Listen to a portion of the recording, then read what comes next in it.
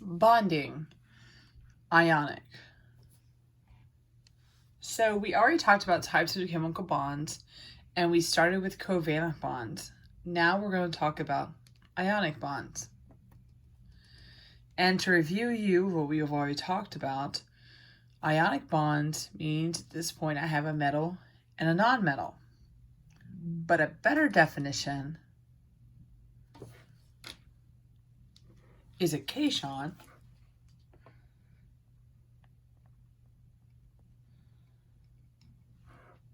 and an anion. And all that means, a cation is going to be a positive charge ion. The way to remember that is there's a T in there that makes a positive sign. And an anion is a negative charge.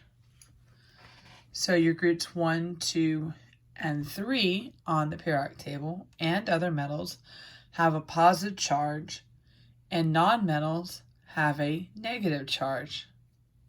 So one of the major differences between ionics is that they will not be using prefixes. Okay? So we have a neutral atom, it loses electrons, it becomes a cation, or it gains electrons, it becomes an anion. So we are still naming binary compounds, very similar to what we saw with covalent. We're going to name the cation, which is the first element, and then we're going to name the anion, and then we're going to add an IDE to the ending. So why is sodium chloride NaCl? Okay. Well, you're going to need your periodic table again. So I'm going to look on my periodic table. Here is sodium. Sodium's in group 1. It has a +1 charge. And so I'm going to write +1. Let's make that a little bit bigger. Okay. So we have a +1 on the sodium, a -1 on the chlorine. Now, we're going to criss and cross. So I'm going to bring this 1 here, and I'm going to bring the 1 from the chlorine onto the sodium. Now, once they cross, they are neutral. And so my formula becomes Na1Cl1, but we don't write the 1. We simply say NaCl.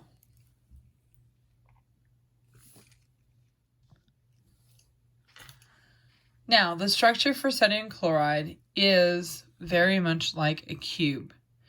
And this has to do with how the chlorine and the sodiums pack together. You see, sodium is going to give up its 1 electron to chlorine so that chlorine can get 8 on the outs. Okay, let's try another one. So we'll start with aluminum. When we look on the periodic table, aluminum is in group 3, which means it has a +3 charge.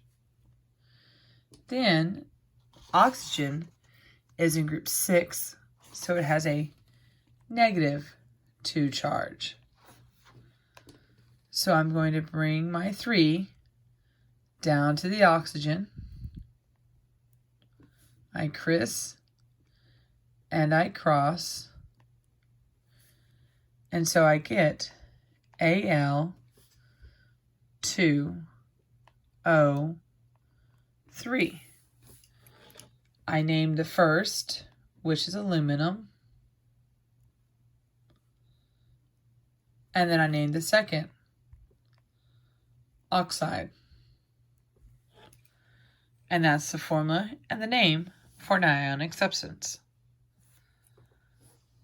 Let's try strontium and phosphorus. Strontium is in group 2, so we're going to put a +2 here.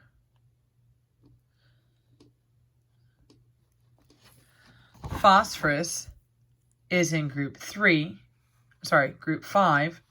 So it has a -3 charge. So we'll write -3. Now let's criss and cross. There goes the 2 onto the phosphorus and the 3 onto strontium. And so we get SR3 P2. The name, I named the first strontium and the second phosphide.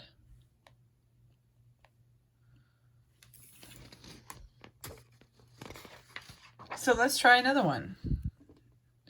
Here I have strontium again, which we already learned from the previous time. The strontium's in group 2, so we have a +2.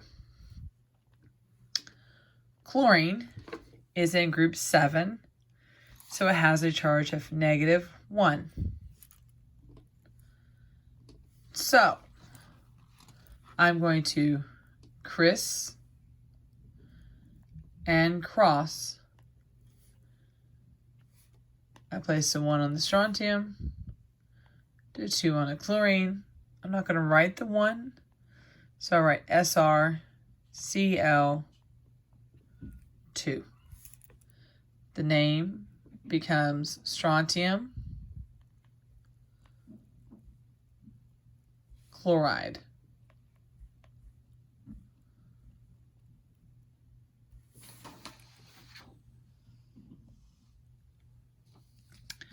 All right, let's do magnesium and oxygen, which happens to be the substance that you made when you burnt magnesium in the presence of oxygen. Magnesium is in group 2, so we have a +2. And when I go look for my oxygen, I'm going to note that oxygen is in group 6, so that's a -2. We're going to criss and cross, so we're going to bring that 2 down to the oxygen. And we're going to bring the 2 down to the magnesium. And so if I write it, I get Mg2O2, which is correct, but it's not the best answer.